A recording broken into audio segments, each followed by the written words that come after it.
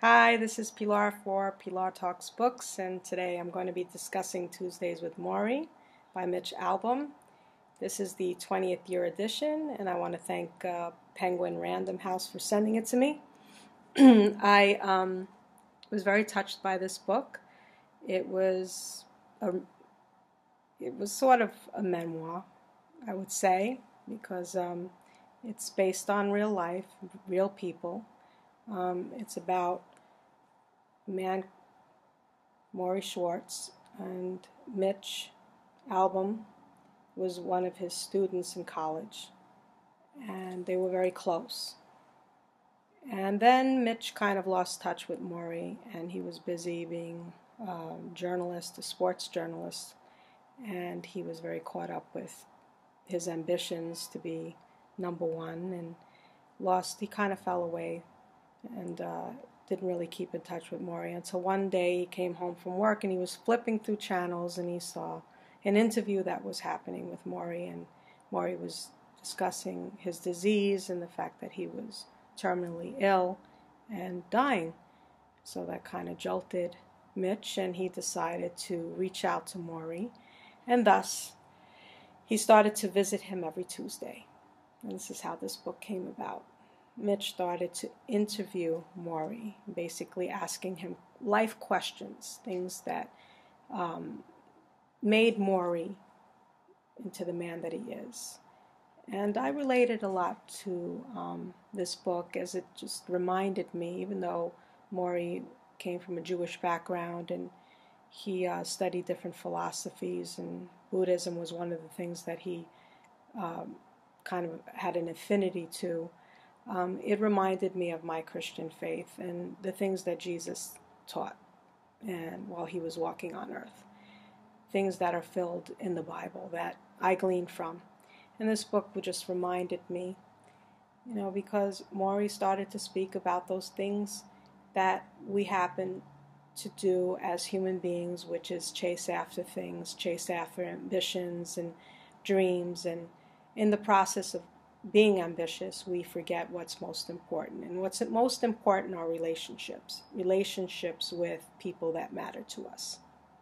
We get caught up in wanting to write that bestseller, wanting to compete with this one and that one, wanting to keep up with the Joneses. And at the end, Morrie was able to convey as he was dying, which was very hard to read, but it also was a wake-up call, a reminder that this life is very short and it's fleeting, and sometimes the things that we place value on are not what we should be valuing. We need to value people, value relationships, value loving others. And most times now, what's being replaced is technological toys and our goals and making that money and having that nice car and all of these things, and our time is being consumed in chasing these things, and we're losing relationships. Morrie had a full life.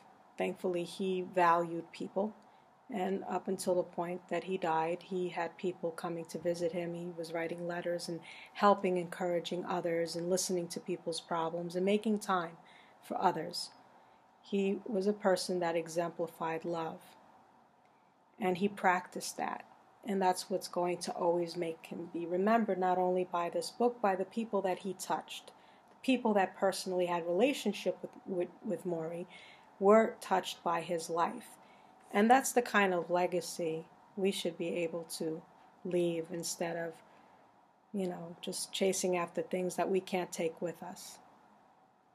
At the end, who's going to be surrounded by us when we're on our deathbed? Do we think about that? Do we think about the fact that if we're not investing in relationships, then we're going to live very lonely and very empty lives? And this book reminded me of what our priorities should be. And I'm very thankful. It was a quick read. It wasn't quick in the sense that it was frivolous. It was quick in the sense that it was short, but it was filled with a lot of things that we as humans can learn and grow and become better. And we will learn how to love others and place value on the things that matter instead of things that don't matter and that perish. And that's what the Bible teaches, and that's, as you know, I'm a Christian, and I do my best. I'm not saying that I succeed. I fail a lot, but I do hold on to the teachings of Jesus and aspire to change and become a better person. And this book is positive, and this book exemplifies a lot of what Jesus taught. And I just, it was a good book. It was a good reminder, and I do give it 5 stars based on that alone. And so I highly recommend it if you want a book that will keep you grounded and remind you of what we should value in life.